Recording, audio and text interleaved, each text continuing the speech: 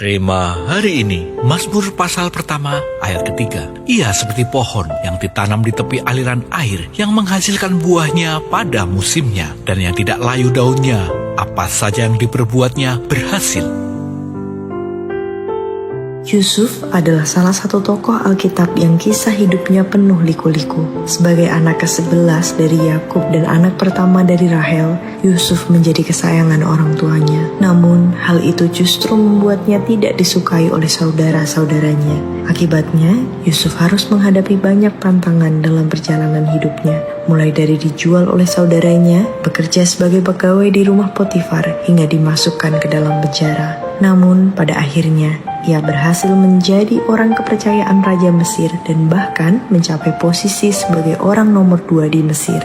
Dalam setiap perjalanan hidup Yusuf, kita bisa melihat bagaimana tangannya dilumuri berkat Tuhan. Meskipun banyak rancangan jahat diarahkan padanya, Yusuf selalu mampu melewati setiap rintangan dengan kemenangan. Karena tangan Yusuf diberkati Tuhan, apapun yang dia pegang dan kerjakan selalu berhasil. Tangan Yusuf diurapi sehingga setiap usaha yang dilakukannya membuahkan hasil yang memuaskan dan berkualitas tinggi. Meskipun dijual sebagai budak di negeri asing, ia berhasil melewati masa-masa sulit tersebut berkat campur tangan Tuhan.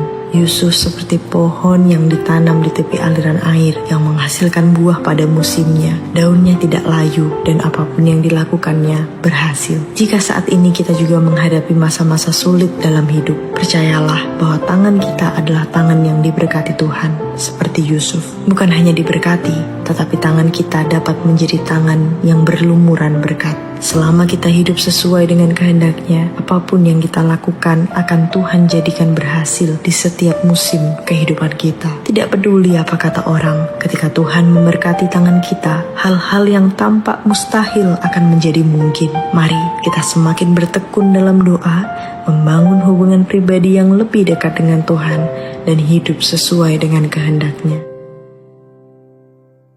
Apa yang Anda lakukan agar tangan Anda berlumuran berkat Tuhan? Mengapa tangan yang berlumuran berkat Tuhan akan membuat Anda berhasil dalam setiap musim kehidupan? Sebutkan komitmen Anda ketika Tuhan membuat tangan Anda berlumuran berkat Tuhan. Tuhan Yesus, terima kasih karena Engkau telah menjadikan tangan kami tangan yang diberkati, bahkan berlumuran berkat. Kami percaya Engkau akan membuat apapun yang kami kerjakan menjadi berhasil. Di dalam nama Tuhan Yesus, kami berdoa. Amin. Tangan yang berlumuran berkat Tuhan akan terus berhasil di segala musim kehidupan.